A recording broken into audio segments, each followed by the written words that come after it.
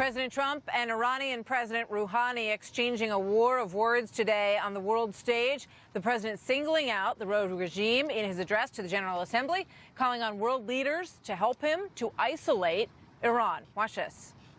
Iran's leaders sow chaos, death, and destruction. They do not respect their neighbors or borders or the sovereign rights of nations. Instead, Iran's leaders plunder the nation's resources to enrich themselves and to spread mayhem across the Middle East and far beyond. The United States has launched a campaign of economic pressure to deny the regime the funds it needs to advance its bloody agenda. We ask all nations to isolate Iran's regime as long as its aggression continues, and we ask all nations to support Iran's people as they struggle to reclaim their religious and righteous destiny.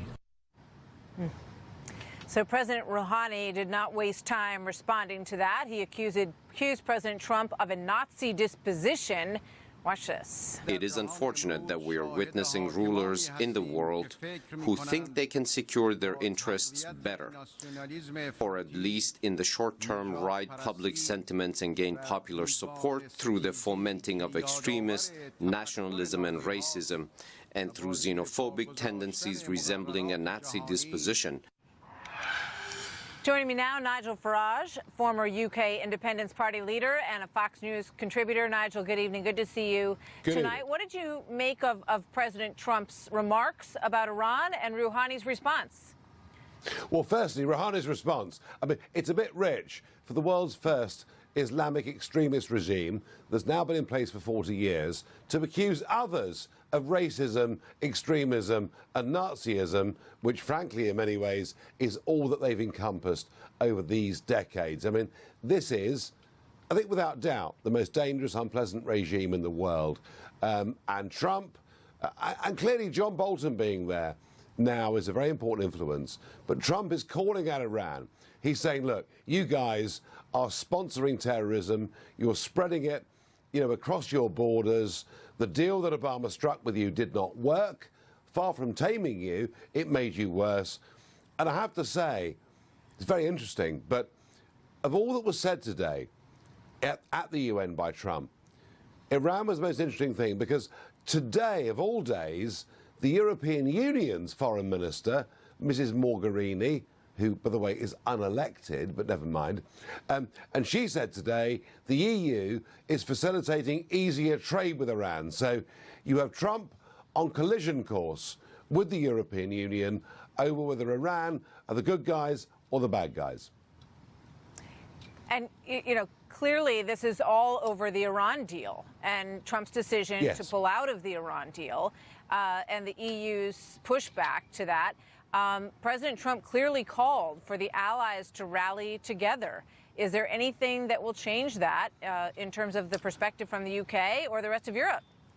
Well, as far as the EU is concerned, no. They are committed to the Obama idea that we should treat Iran as our friends and that we should embrace them economically. The Trump-Bolton idea is these guys were given a chance with the Iran nuclear deal. They abused it. They became even more terroristic. They spread their bad message all over that region. So, no, those two positions are uncompromising. From a British point of view, very interesting. Brexit, which will make us independent, ultimately, the UK will have to decide, are we with America or with the EU? Yeah. That's going to be a big moment in our relationship, to be sure. Bret Baier sat down earlier this evening at the UN with the president of South Korea, President Moon, and he said something very interesting about the future of the nuclear program in North Korea. Let's play that. Chairman Kim actually wants to achieve the complete denuclearization of North Korea with President Trump within his first term in office. So in order to make progress, he wants to have the second US-North Korea summit as soon as possible. That's a very strong claim. He says that Kim wants to have a denuclearization of North Korea within the first term of President Trump. Do you believe that? Whether I believe it or not, the most important thing is world leaders who are set enemies sitting down, talking together is a good thing. Winston Churchill used to say, George is better than war, and I would welcome a second meeting between Trump and the North Koreans. I tell you what, no bad can come of it. You know, obviously the world body, the UN, is a controversial place. The president said something today that got a chuckle from the crowd, and I want to get your reaction to this. Let's play that moment. In less than 2 years, my administration has accomplished more than almost any administration in the history of our country. America's so true.